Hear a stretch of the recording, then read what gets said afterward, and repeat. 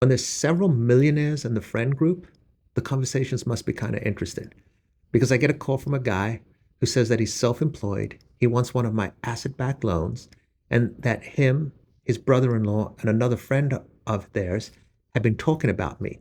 I had helped the other two get mortgages. I said, okay, I hope it was all good. He goes, yeah, it was all good. I was like, okay, so what was everyone saying? He goes, well, let me tell you my situation. He goes, I'm self-employed. I own several service stations and some convenience stores. I want to buy this house for 1.8 million. He goes, I want to put down about 500,000. So I want to borrow about 1.3 million. But when you look at my tax returns, because I'm self-employed, I just don't show the income in order to qualify for that. I was like, okay. I was like, but asset-backed loans require you to have, a bunch of assets. If you're borrowing 1.3, you need to have more than that in assets. He says that he did. He said he had about 1.7 in assets between a brokerage account and some IRA accounts. I was like, okay, but after you put the $500,000 down, are you going to still have that? He goes, yeah, that money's in a total separate account. I was like, okay, and what's your credit like? He goes, my credit's perfect.